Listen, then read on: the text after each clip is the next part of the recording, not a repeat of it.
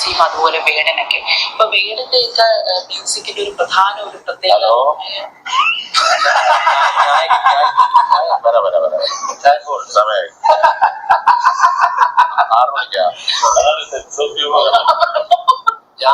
Sense of humour.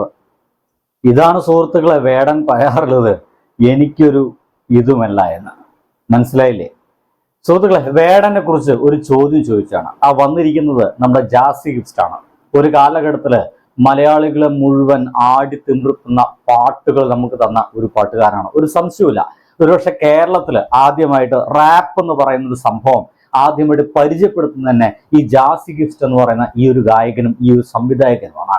ഈ ഒരു ചങ്ങാതിയോടാണ് ഇപ്പോൾ നമ്മുടെ വേടനെ കുറിച്ച് ഒരു ചോദ്യം. ഒരു പുതിയ സിനിമ ആയിട്ട് വന്നിരുന്നതാണ്.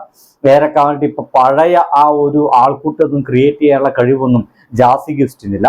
ഏറെക്കാലം വലിയ പാട്ടുകളൊന്നും മലയാളത്തിൽ ചങ്ങാതി ചെയ്ത് സക്സസിലേക്ക് എത്തിയിട്ടില്ല. എന്തൊക്കെയാലും അത് അദ്ദേഹത്തിന് വിജയപരാജയ രീതികളൊക്കെയാണ്, അത് എടുക്കട്ടെ. ഇപ്പോൾ നമ്മുടെ നാട്ടിൽ വേടൻ തരംഗമാണ്, എല്ലായിടത്തും വേടനാണ്. സോഷ്യൽ മീഡിയ തുറന്നു കഴിഞ്ഞാൽ എല്ലാവരുടെ മുമ്പിലേക്ക് കിട്ടുന്ന വേടൻ മാത്രമാണ്. വേടന്റെ പാട്ടുകൾ എന്തുകൊണ്ട് ഹിറ്റാവുന്നത് ചോദിച്ചു കഴിഞ്ഞാൽ നമ്മളൊക്കെ ഏറെക്കുറെ മറന്നു കളഞ്ഞ അല്ലെങ്കിൽ നമ്മൾ മറക്കാൻ ആഗ്രഹിക്കുന്ന ചില ആളുകളൊക്കെ വേടൻ നിരന്തരം ഓർമ്മിപ്പിക്കുന്നതാണ്. തൻ്റെ പാട്ട് പരിപാടിയിലൂടെ നിരന്തരം ചില രാഷ്ട്രീയ സത്യങ്ങൾ ഇദ്ദേഹം വിളിച്ചു പറയുന്നു എന്നുള്ളതാണ്. അയ്യങ്കാളിയെ കുറിച്ച് പറയുന്നു, സഹോദരൻ അയ്യപ്പനെ കുറിച്ച് പറയുന്നു, ശ്രീനാരായണ ഗുരുവിനെ കുറിച്ച് പറയുന്നു. ഇങ്ങനെ ഒരുപാട് നമ്മുടെ സാമൂഹിക പരിഷ്കർത്താക്കളെ കുറിച്ചെല്ലാം സ്റ്റേജിൽ പറയുകയും അവരെ കുറിച്ച് പാട്ടുപാടുകയും ചെയ്യുക എന്ന് പറയുന്ന ഒരു വലിയ രാഷ്ട്രീയ കാര്യം നമ്മുടെ വേടൻ ചെയ്യുന്നുണ്ട്. ഒരുപക്ഷെ ജാസി ഗിഫ്റ്റോ യേശുദാസോ നമ്മുടെ MG ശ്രീകുമാർ അണ്ണനോ ഇങ്ങനെയുള്ള ഒരാളുകൾ, ഈവൻ നമ്മുടെ സിത്താര കൃഷ്ണകുമാറൊക്കെ ഇടയ്ക്കൊക്കെ നമ്മുടെ പാട്ടിലൂടെ ചില രാഷ്ട്രീയങ്ങളൊക്കെ പറഞ്ഞിട്ടുണ്ടെങ്കിലും അതങ്ങനെ പറയാറില്ല, ഒരു വാചകമായിട്ട് പറഞ്ഞു വെക്കാറില്ല. പക്ഷെ വേടൻ അങ്ങനെയല്ല, യുവാക്കളെ ബോധ്യപ്പെടുത്തുന്നുണ്ട്. ചില കോളേജിലൊക്കെ പോയിട്ട് നിങ്ങൾ ഇങ്ങനെ നടന്നാൽ പോരാ, ഇപ്പൊ സിനിമകളൊക്കെ എടുത്തു കഴിഞ്ഞാൽ അപ്പൊ കേസ് വരുന്നൊരു കാലമാണ്, നിങ്ങൾക്ക് മനസ്സിലാവുന്നില്ലേ, നിങ്ങൾ നല്ല രാഷ്ട്രീയത്തിലേക്ക് കടക്കണം എന്നൊക്കെ പറയുന്ന ഒരു മനുഷ്യൻ കൂടിയാണ് വേടൻ.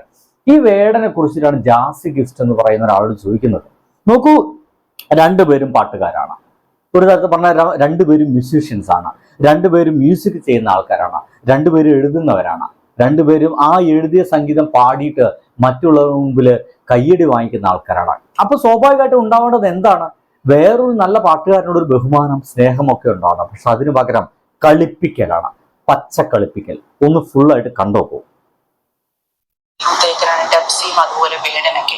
അപ്പൊ വേടന്റെ ഒക്കെ മ്യൂസിക്കിന്റെ ഒരു പ്രധാന ഒരു പ്രത്യേകത ഫോണ് വന്നു.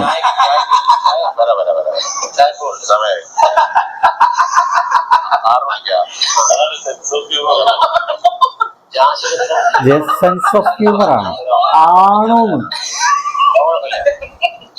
ഇത്രയും സെൻസ് ഓഫ് ഹ്യൂമർ ഉള്ള ഒരാളില്ല.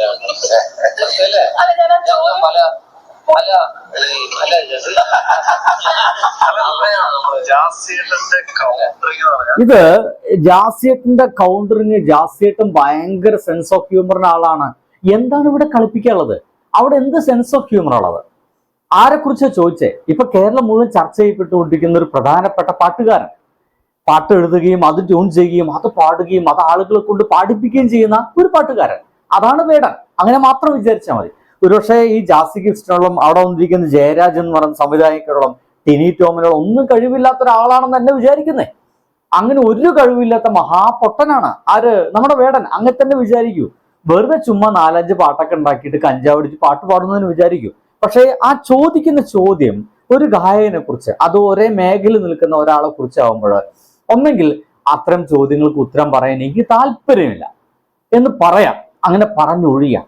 അല്ലെങ്കിൽ വേടന്റെ പാട്ടുകൾ എനിക്ക് ഇഷ്ടമാണ്, അല്ലെങ്കിൽ വേടന്റെ പാട്ട് ഞാൻ കേൾക്കാറുണ്ട്, അല്ലെങ്കിൽ കേൾക്കാറില്ല, എൻ്റെ റാപ്പ് പോലെ തന്നെയാണ് വേടനും പാട്ടൊക്കെ പാടാറ് എന്നൊക്കെ എന്തൊക്കെയോ ഉത്തരങ്ങൾ പറയാം, എന്തൊക്കെയോ നല്ല ഭംഗിയുള്ള ഉത്തരങ്ങൾ പറയാം.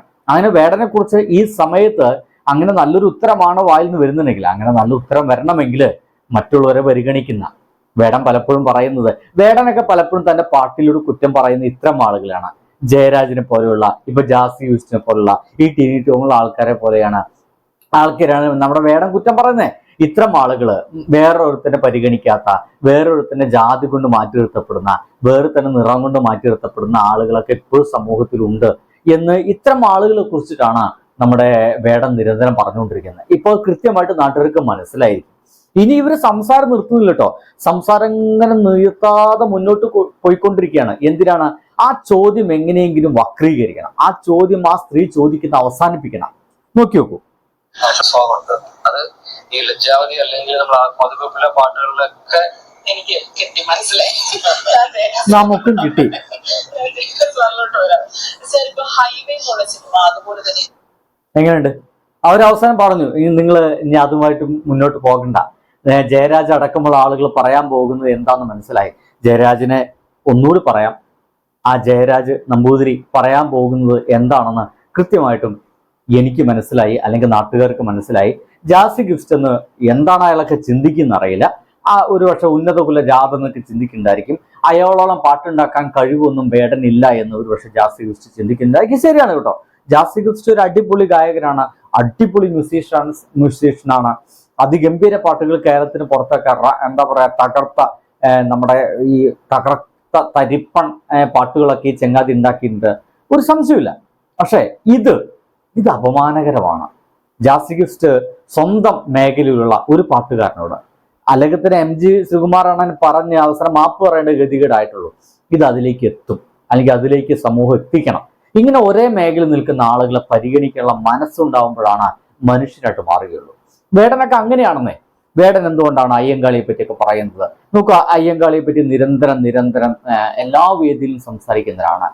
തലപ്പാവ് വെച്ചവൻ എന്ന രീതിയിലൊക്കെ പാട്ടുകളടക്കം അയ്യങ്കാളി ഉണ്ടാക്കിയിട്ടുണ്ട്. അയ്യങ്കാളിയെ കുറിച്ച് അദ്ദേഹം പാട്ട് ക്രിയേറ്റ് ചെയ്തിട്ടുണ്ട്. ഒരുപക്ഷെ ഇവിടെ നമ്മുടെ കേരളത്തിലുള്ള അധകൃത വർഗങ്ങൾ എന്ന് പറയുന്ന താഴ്ന്ന ജാതിക്കാരെന്ന് പറയപ്പെടുന്ന ആളുകൾക്ക് വേണ്ടി ആദ്യമായിട്ട് ഒരു പട്ടിണി സമരമൊക്കെ നടത്തിയ മനുഷ്യരാണ് അദ്ദേഹം. ഒരു പഞ്ചമി എന്ന് പറയുന്ന പെൺകുട്ടിയെ കൊണ്ടുപോയിട്ട് ഒരു സ്കൂളിലൊക്കെ പഠിപ്പിക്കാൻ കൊണ്ടുപോകുന്നുണ്ട്. ആ സ്കൂളിൽ കൊണ്ടുപോയിരുത്തിയതിന്റെ പിറ്റേ ദിവസം ആ ക്ലാസ് മുറി തീയിട്ടു. അവിടുത്തെ മേലാളന്മാരെല്ലാവരും കൂടി തീയിട്ടൊരു കഥയുണ്ട്. ആ ഒരു പഞ്ചമി ഇരുന്ന ആ ഒരു ക്ലാസ് മുറിയാണ് തീയിട്ടത്. കാരണം താഴ്ന്ന ജാതിക്കാരൊപ്പം ഇരുന്ന് പഠിക്കാൻ അവിടുത്തെ മേൽജാതിക്കാർക്ക് താല്പര്യമില്ല. അതിന്റെ ഭാഗമായിട്ടാണ് ആ ക്ലാസ് മുറി തീയിട്ടത്. അന്നാണ് നമ്മുടെ കേരളത്തിൽ ആദ്യമായിട്ടൊരു കർഷക സമരം ഉണ്ടാകുന്നത്. 1.5 വർഷമാണ് കൃഷിക്കാര് ഒരു തുള്ളി പോലും കൃഷി ചെയ്യാതെ പട്ടിണി കിടന്ന് തൻ്റെ മക്കൾക്ക് പഠിപ്പിക്കുമെങ്കിൽ മാത്രമാണ് ഞങ്ങൾ ഇനി കൃഷിയിടത്തിലേക്ക് ഇറങ്ങുള്ളൂ എന്ന് അവർ പറഞ്ഞേ. അങ്ങനെ 1.5 വർഷം കൃഷിഭൂമി തരിച്ചിട്ടു. 1.5 വർഷം കൃഷിഭൂമി തരിച്ചിട്ടു എന്ന് വെച്ച് കഴിഞ്ഞാൽ 1.5 വർഷം ആ ജനങ്ങൾ, താഴേക്കിടയിലുള്ള താഴ്ന്ന ജാതിക്കാരായിട്ടുള്ള ജനങ്ങൾ എങ്ങനെയാ ജീവിച്ചതെന്ന് ഒരു പിടുത്തൂല്ല സുഹൃത്തുക്കളായി. പട്ടിണി കൊണ്ട് ഇനിയുള്ള തങ്ങളുടെ അടുത്ത തലമുറയ്ക്ക് പഠിക്കാനുള്ള അവകാശം ഇവിടെ വേണമെന്നതിന്റെ ഭാഗമായിട്ട് പട്ടിണി കിടന്ന് നേടിയതാണ് ഈ വിദ്യാഭ്യാസം. അല്ലാതെ ഒരു നായരോ നമ്പൂരിയോ ദാനമായിട്ട് നൽകിയതൊന്നുമല്ല ഈ വിദ്യാഭ്യാസം. സമരം ചെയ്ത് നേടിയെടുത്തതാണ്. അതിൻ്റെ മുൻപന്തിയിൽ നിന്ന മനുഷ്യന്റെ പേരാണ് അയ്യങ്കാളി എന്നുള്ളത്. ആ ക്ലാസ് മുറിയിലെ പിന്നീട് പിണറായി വിജയൻ വീണ്ടും 2ാം വിദ്യാഭ്യാസ വിപ്ലവത്തിന്റെ ഭാഗമായിട്ട് ആ ക്ലാസ് മുറിയിൽ വെച്ചിട്ടാണ് ഉദ്ഘാടനമൊക്കെ നടത്തിയത്. എന്തായാലും അങ്ങനെ വളരെ ചരിത്രപരമായിട്ടുള്ള അത്തരം വിഷയങ്ങളെല്ലാം തൻ്റെ പാട്ടിലേക്ക് കൊണ്ടുവരികയും അതിനെക്കുറിച്ച് പാട്ടുണ്ടാക്കുകയും നാട്ടുകാരെ ബോധ്യപ്പെടുത്തുകയും അങ്ങനെ ഒരു അതിഗംഭീര ഗായകനാണ് വേടൻ. അതിഗംഭീര തോട്ടുള്ള മനുഷ്യനാണ്. പഠിച്ചു എന്നൊക്കെ പറയപ്പെടുന്ന, വളരെയധികം പഠിച്ചു എന്ന് പറയപ്പെടുന്ന കുറെ ലെവല് കെട്ട ബുദ്ധിജീവിയേക്കാൾ വളരെയധികം ബുദ്ധിയുള്ളൊരു മനുഷ്യനാണ് വേടൻ എന്ന് പറയുന്നത്. എന്തൊക്കെയായാലും ജാസി ഗിഫ്റ്റ് ചെയ്തത് വളരെ വളരെ വളരെ വളരെ മോശമായി പോയി. നിങ്ങളെ പാട്ടുകളെ ഇഷ്ടമാണ് എന്നതിനൊപ്പം തന്നെ നിങ്ങൾ ഈ ഒരു നാച്ചുറിനെ അറുവഷളൻ നാച്ചുർ എന്ന് പറയാൻ കൂടി എനിക്ക് തോന്നിപ്പോകുന്നുണ്ട്.